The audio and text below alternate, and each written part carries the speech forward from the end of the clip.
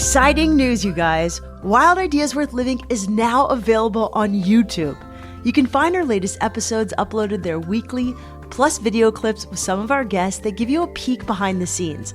Check out all of the content at youtube.com/REI.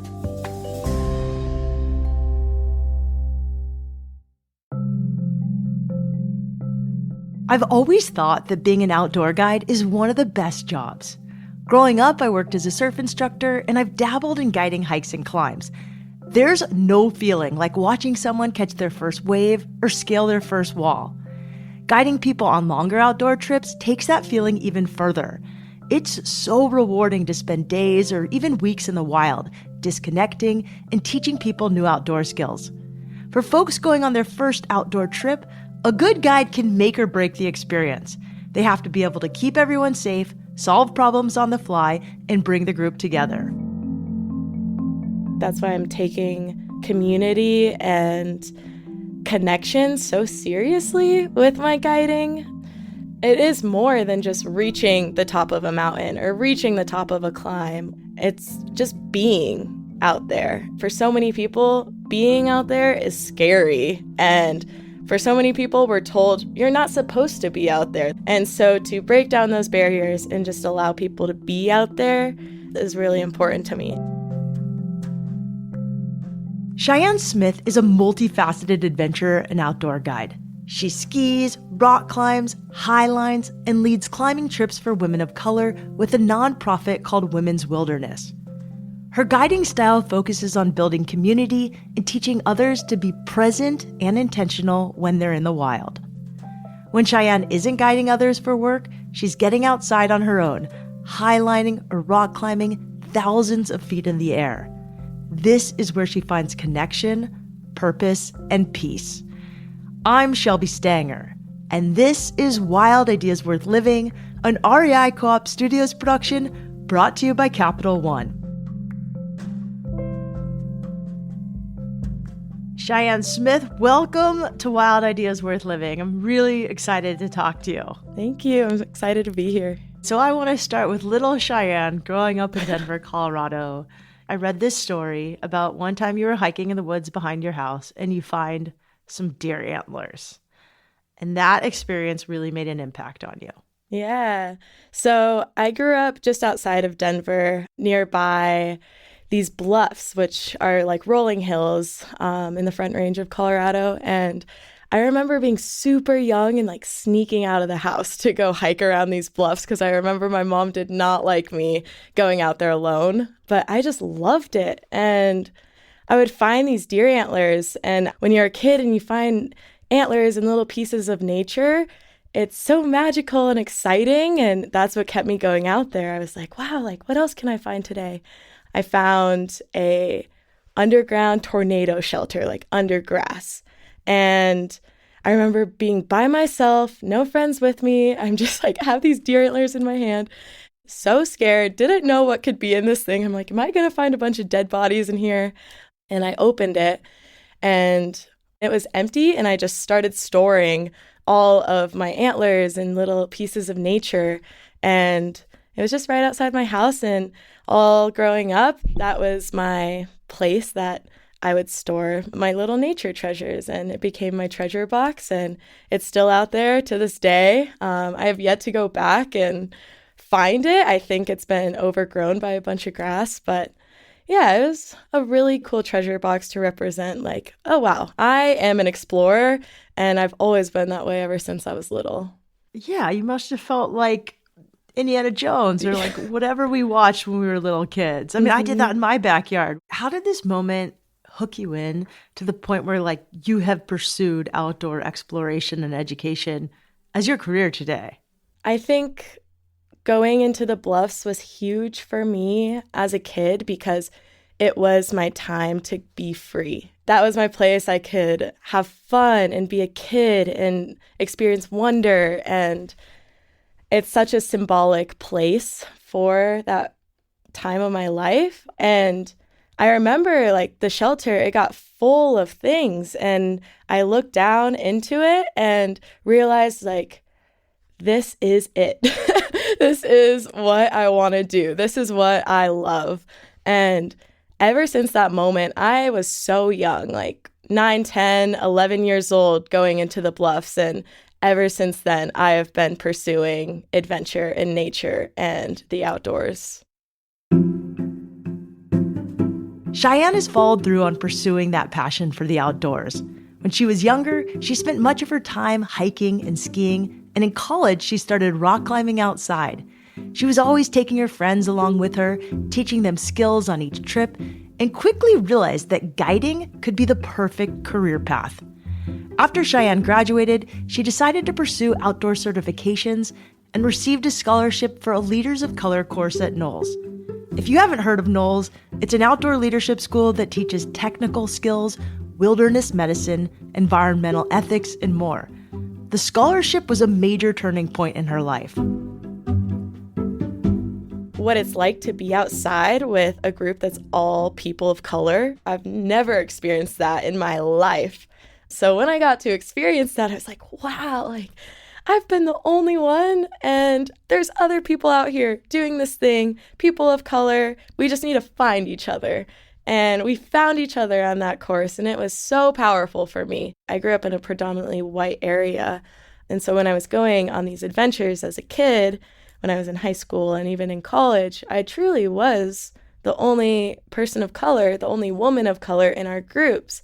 And things would come up or microaggressions come up, and I would just kind of hide in my shell and not really say anything. And I never felt like people fully understood what my experience was like as a woman of color in the outdoors. And for me, that manifested as getting quieter and just keep on moving by myself, doing my thing, being in solitude in nature if things would come up. And you're not a quiet person. And I'm not a quiet person. And that's exactly how it would manifest, is I would just kind of hide into my shell because I really love this thing of being in the outdoors.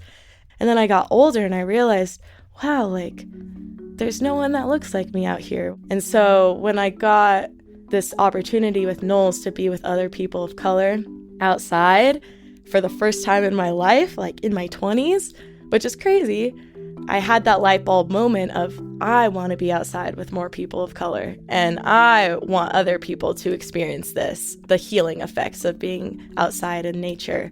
And that's what I want my guiding career to be. When Cheyenne returned from her Knowles course, she earned scholarships to become a Wilderness First Responder and an American Mountain Guides Association climbing guide. Eventually, she learned about Women's Wilderness, a nonprofit that takes women, girls, and non-binary people hiking, backpacking, climbing, and more. Today, Cheyenne works as a guide for Women's Wilderness full-time. I'm curious to hear how being a guide has been so transformative to the people you teach. Yeah, I think a big part of it is creating more community for myself. Like, I've become friends with a lot of people that I've guided too. I'm not above anyone just because I'm guiding someone. Like, I'm right there with the people that I'm guiding too. When I started this guiding, it was really out of a need for, I just want to see more people that look like me out here. And it's happening. Like, the more I've been doing these trips, like, I'm seeing people that have never even been on a trail in Colorado, and 1 year, 2 years later, they're also pursuing their guiding certifications, which is super cool. The big thing is I felt so alone in my lived experience as a woman of color for so long, and I think that's why I'm taking community and connection so seriously with my guiding, because it is more than just reaching the top of a mountain or reaching the top of a climb or pushing and doing the gnarliest thing. Like, it's just being out there. And for so many people, being out there is scary. And for so many people, we're told, you're not supposed to be out there. That's white people stuff. To break down those barriers and just allow people to be out there is really important to me. Allowing people to be able to choose that for themselves is really cool opportunity. I'm in this phase of life where I like picnicking outside, which sounds like kind of not that cool and adventurous. But I have a niece and she likes to eat, and like this is how I can get her to get outside. If I have like really yummy snacks and like a really delicious meal, she's a foodie. She will go outside to like kind of remote spots if I like feed her. Yeah. There's just so many ways. It's crazy. We're also, even just in outdoor media, told that being outside looks certain ways. Representation is a whole other piece of it. Is I also never saw myself represented in the magazines, in the articles, in the videos, and podcasts, media. And that is changing too, which is super cool. And when you see that and you see other people who maybe have a similar shared experience as you, you're like, maybe I could do that too. And for a lot of us, we're kind of trailblazing that path. Do you have a specific experience guiding a trip of someone who came in and maybe they were a little bit sour, and then by the end of the trip, they changed? Oh, yeah. I mean, I've had so many people come through that were transformed by a trip, which is why I keep doing it. But one scenario that stands out is I was guiding a youth course, and there was a young girl who just had a lot of behavioral issues and also has never done any outdoor recreation in her entire life. And her social worker actually put her into this course. And they all got to the climbing portion, and the instructors were just telling me, like, this girl is so tough to work with, and we really need to keep an eye out on her. And I also do want to note she was one of the only kids of color in this group of kids. I had this moment of like, she's just a kid. We can figure this out with her. And it just took a lot of extra attention and creating the balance of like safety and also we're all kids here, like let's have fun. And if there was ever downtime, going and talking to this kid and creating conversation about their life and what excites them. Because when you're a kid, you always can find something that excites you.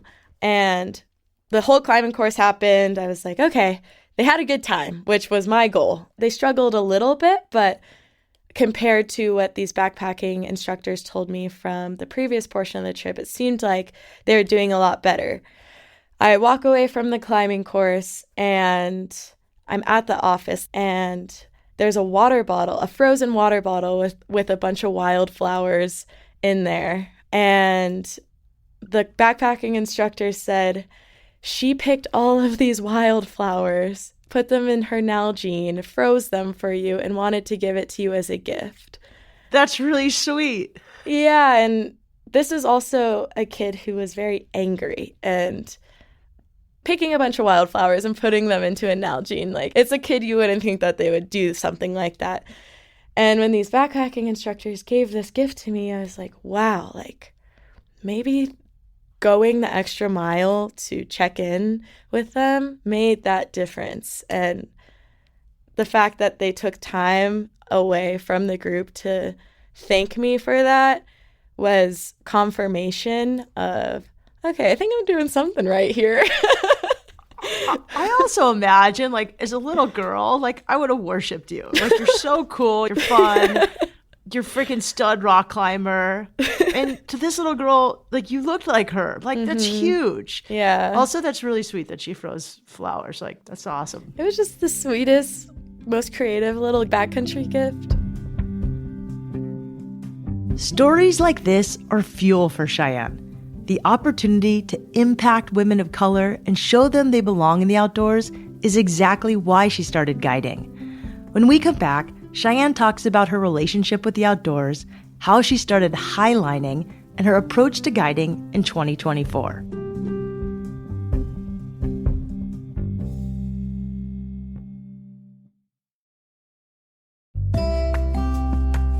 The REI Co-op MasterCard turns everyday spending into limitless possibilities by offering benefits and rewards that support your love of the outdoors. The REI Co-op MasterCard is only available to members, taking your membership even further by offering 5% rewards on every purchase at REI, on top of your 10% co-op member rewards on full price purchases. To top it all off, You can now see if you're pre-approved for the REI Co-op MasterCard with no risk to your credit score. See if you're pre-approved for the REI Co-op MasterCard today. Visit rei.com/MasterCard-podcast to learn more about these benefits and to apply. That's rei.com/MasterCard-podcast. Terms apply.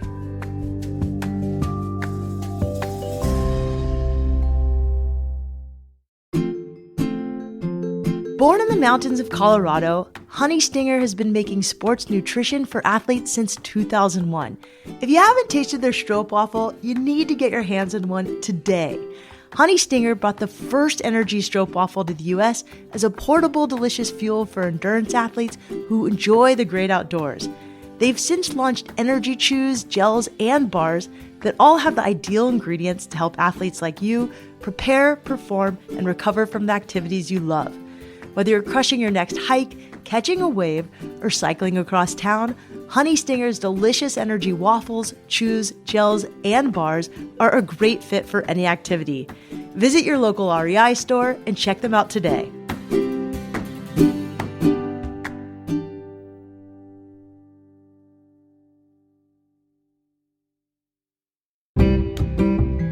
If you're looking to go on more adventures this year, I have something you're gonna love. Did you know REI offers wholly immersive outdoor experiences where they manage all of the details? I'm talking bucket list vacations, like camping in Bryce Canyon or snowshoeing through Lake Tahoe. They'll even take you cycling through Alaska. REI organizes all of the permits, reservations, and accommodations, and provides world-class guides to lead a wide variety of unforgettable, sustainable, and inclusive adventure vacations for all kinds of travelers. What I love most is that these trips cater to beginners and experts and are suitable for various groups, including families, women, and those under 35. That means that there's an adventure for everyone. With more than 100 trips from coast to coast, REI is sure to have a trip that will get you outside, learn new skills, and meet new friends for future adventures. And there's a bonus if you're an REI Co-op member. Members save an average of $400 on each trip they book and get a bunch of other benefits. If you're not a member yet, we'll share a link in the show notes so you can join today. Visit rei.com/adventures to find the itinerary for you. That's rei.com/adventures.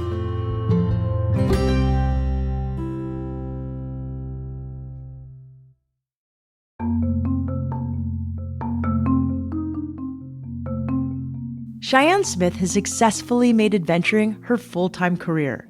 In the past few years, she started highlining. If you're unfamiliar with the sport, I describe it as slacklining on steroids.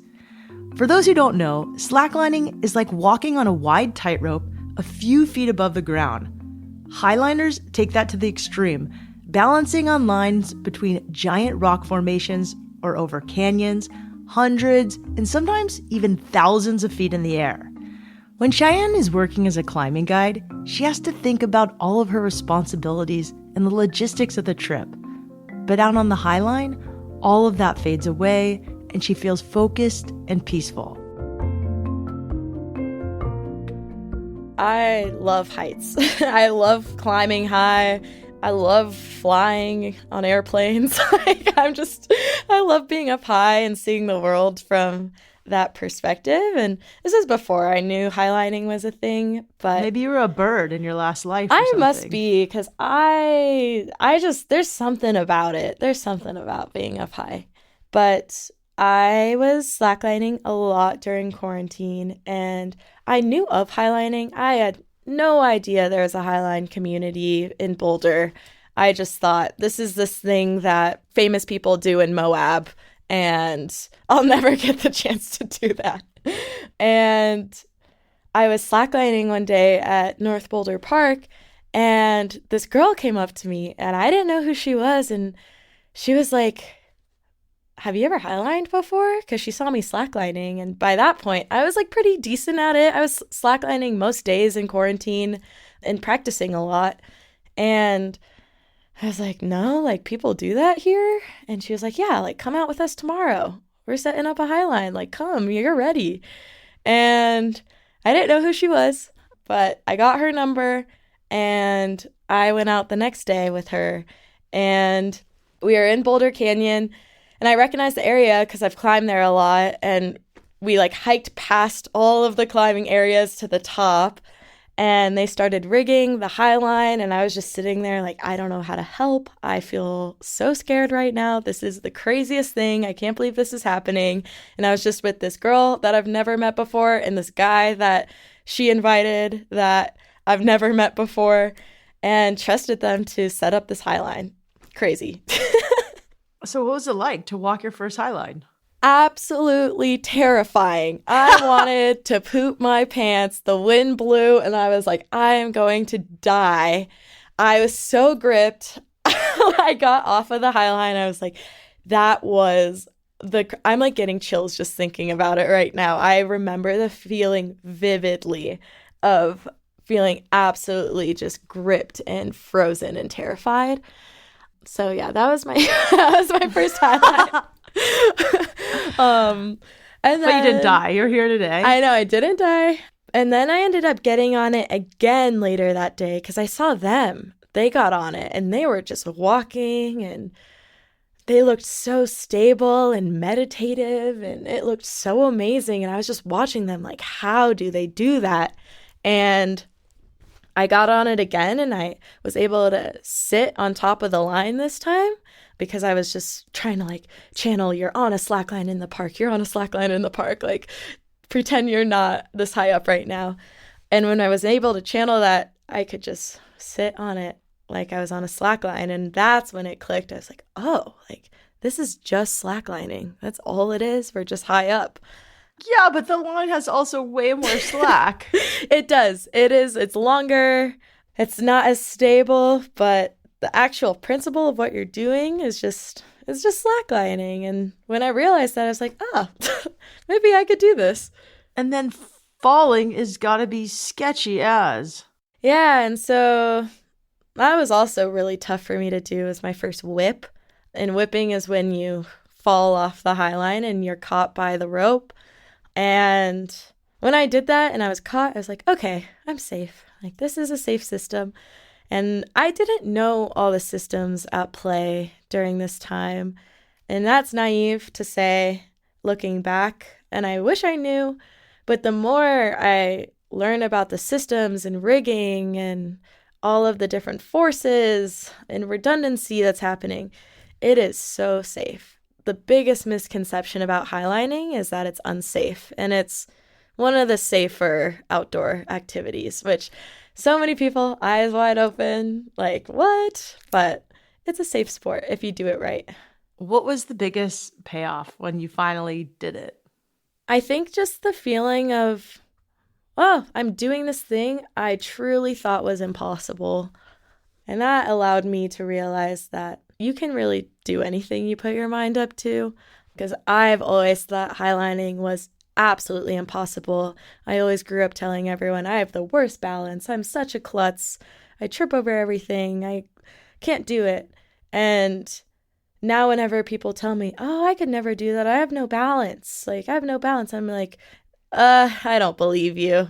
You can train balance. It's wild. If you just put the time and the energy into it, you can do it. And all these self-limiting beliefs hold us back from doing these things. So that was the biggest lesson I learned. So what's your highlining look like today? Like, how often do you go and where do you go? Yeah, just like my guiding, I would say my highlining life is really community oriented.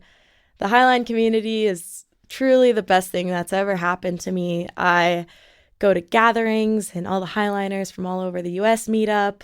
I help co-organize women's gatherings for the highline community. We just had one this last weekend in Flagstaff, which was super fun. And there's different ways you can go with highlining. There's freestyle, which is tricks. I don't know if you've ever seen videos of people doing crazy tricks on a highline, but that's called freestyle highlining. And then there's long lining, which a lot of people pursue, which I think I'm on that path of longer lines. And those are walking lines that are over 100 meters. It's really circus adjacent. There's a lot of juggling. There's a lot of flow arts. And the community is a huge part of why I still highline.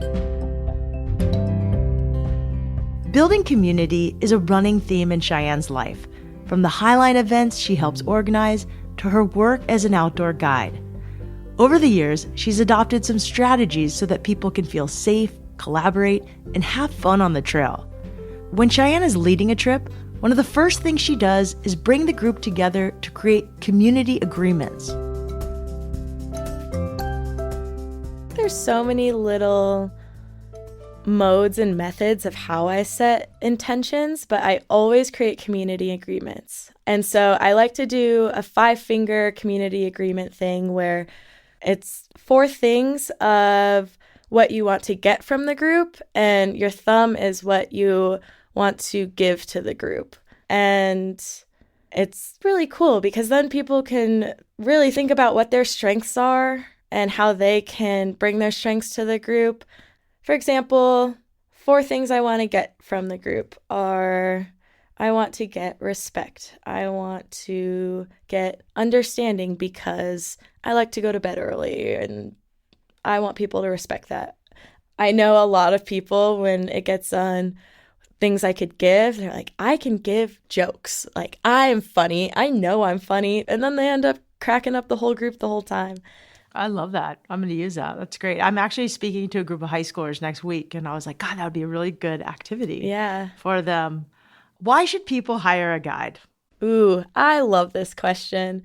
There are ways you can move through the wilderness that keep everything in mind, which a guide will hold. And that includes the land, the people, the systems, the etiquette, like all of these different moving pieces that when you're usually going out recreationally, you don't think about as much.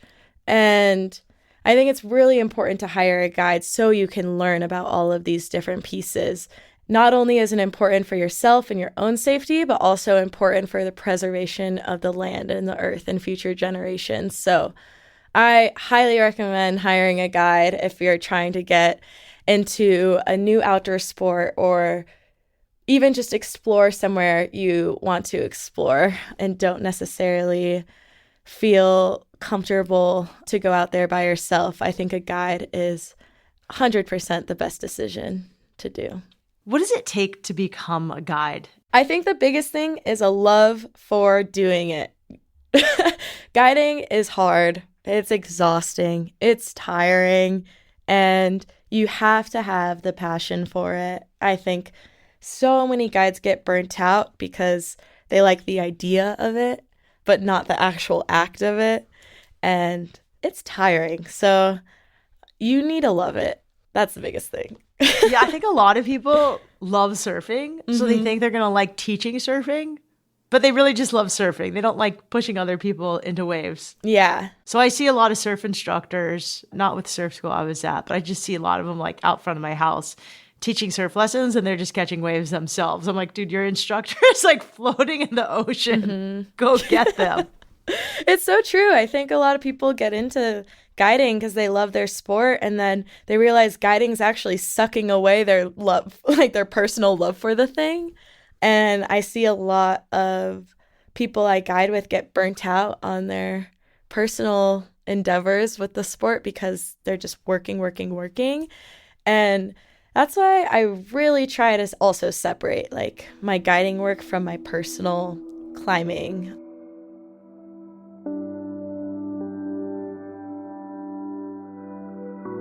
I feel the most alive when I am present in whatever I'm doing. And so when I am able to be fully locked in something like climbing or highlining, it allows me to get into that presence so much faster and so much easier than it is in just my day-to-day. And that's why I keep doing it, because I love that feeling of presence, and I love feeling one with nature and the wind and the open space and the rock and the animals and the birds. Like, I love feeling all of that around me and feeling it fully.